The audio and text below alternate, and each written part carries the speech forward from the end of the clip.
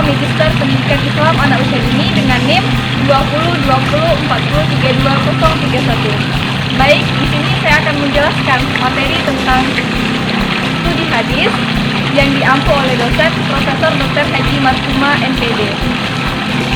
Pembahasan saya yaitu adalah penerimaan dan representasi kajian hadis barat di Akademi Turki. Nah, baik, kita akan membahas bagaimana sih studi hadis barat telah dirasakan di Republik Turki. Nah, kalau kita melihat Turki adalah sebuah negara republik yang saat ini begitu luas peradabannya. Namun kalau kita melihat sejarahnya, ternyata Turki ini bekas dari kekhilafan Turki Utsmani, yaitu akhirnya runtuh pada tahun 3 Maret 1924. Nah, sehingga menjadikan Turki menjadi negara sekuler yang mengadopsi peradaban dan pemikiran-pemikiran dari Barat.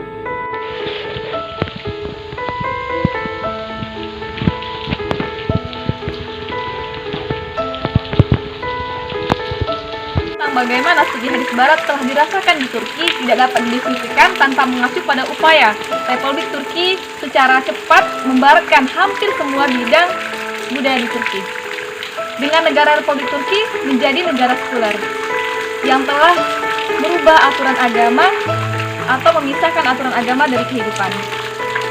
Sekularisasi juga tampak dalam sistem pendidikan, pengaruh ide-ide asing, apa yang disebut dengan intelektual baratisasi pada periode ini dengan mencatat ideologi mereka terdiri dari campuran materialisme, saintifisme, darwinisme, dan sosial yang hot.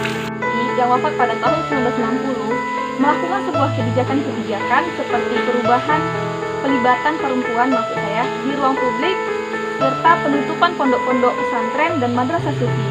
Kemudian penghapusan syariat pengadilan dan adopsi abjad Latin.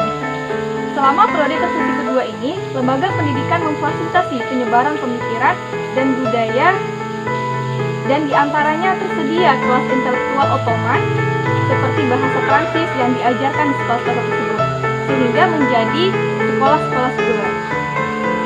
Pemikiran Barat selama periode kedua ini telah meliputi atau menjadi sebuah gaya baru di dunia Turki.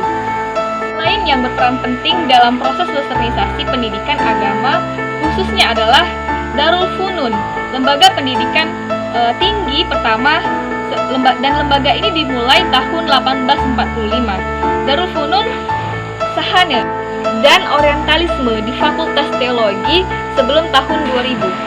Pada Fakultas Teologi secara signifikan mempengaruhi studi hadis dalam kurikulum Fakultas Teologi yang dibuka tahun 1924. Salah satu mata kuliah adalah Hadis dan Sejarah Hadis. Turki pertama dari studi Islam Barat karya Doizde Pornamste Kostestente Het Islamisme diterbitkan pada akhir era Ottoman. Di era Republik, karya lain karya Ceytani Anelide il-Islam diterjemahkan ke dalam bahasa Turki. Sementara para intelektual era Ottoman dan Republik menerima perlunya westernisasi dalam berbagai tingkatan. Mereka telah mengambil sikap kritis terhadap karya-karya orientalis sejak terjemahan pertama. Pengecualian pertama untuk posisi kritis ini adalah Zakir Kadri Ugan yang menyuarakan pandangan yang serupa dengan para orientalis tentang beberapa aspek penting dari literatur hadis. Juga berperan dalam perdebatan antara ulama hadis tradisionalis dan modernis, terus menjadi kekuatan pendorong perdebatan akademis di bidang studi Islam di Turki. Terutama karena semua pihak menganggap mempertahankan posisi mereka bukan hanya sebuah akademik, tapi juga kewajiban agama. Nah, jadi teman-teman semuanya, dari penjelasan tadi, kita dapat mengambil kesimpulan bahwasanya yang pertama, sebagai seorang muslim, kita tetap harus berpegang teguh kepada Al-Quran dan Sunnah, mempercayai hadis sebagai memang rujukan kita dalam mempelajari Islam.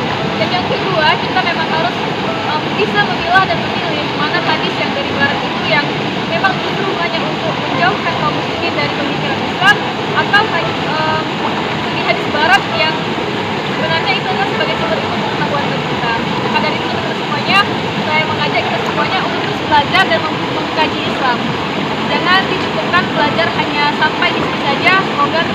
Turki bisa memberikan masukan dan saran kepada video kami ini, sehingga ilmu yang telah kita sampaikan pada hari ini lebih bermanfaat dan lebih banyak yang bisa kita share kepada umat. Sekian dari saya. Assalamualaikum warahmatullahi wabarakatuh.